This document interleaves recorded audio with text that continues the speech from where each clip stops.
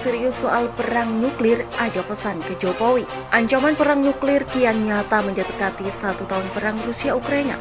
Setidaknya ada 5 tanda yang menunjukkan bahwa Presiden Rusia Vladimir Putin tak main-main soal ini.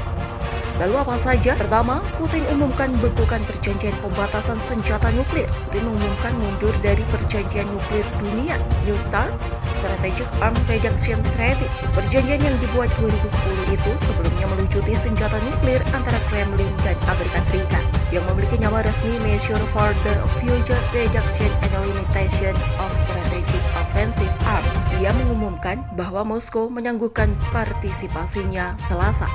Dalam sebuah pidato kenegaraan di tengah kunjungan Presiden AS Joe Biden ke Kiev dan menjelang setahun perang Rusia-Ukraina, Putin juga menyebut Rusia hanya akan melanjutkan diskusi setelah senjata nuklir Prancis dan Inggris juga diperhitungkan. Ditegaskannya ini adalah suatu keterpaksaan yang membuat pidato ini pada saat yang kita semua tahu adalah saat yang sulit dan menentukan bagi negara kita, tegasnya.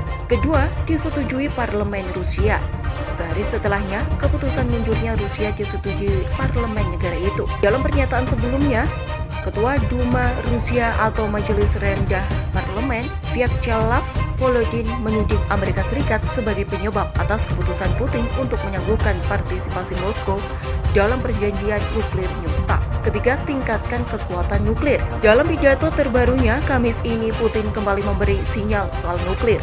Putin juga mengatakan Rusia akan terus melengkapi angkatan bersenjatanya dengan peralatan canggih. Putin mengatakan bahwa untuk pertama kalinya rudal balistik antar benua Sarmat akan dikerahkan tahun ini.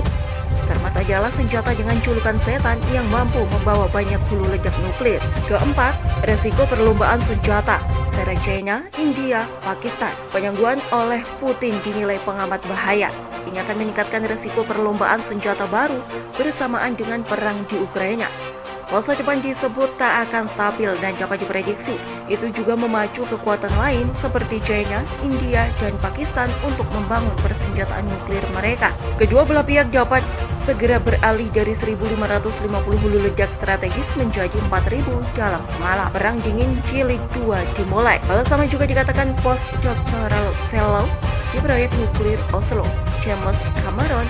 Ia mengatakan bahwa jika New START ditingkatkan itu akan menandai kembalinya aura perang dingin. Pada akhirnya mengarah pada situasi yang jauh lebih tidak stabil antara kedua belah pihak dan juga lebih besar risiko beberapa jenis penggunaan nuklir.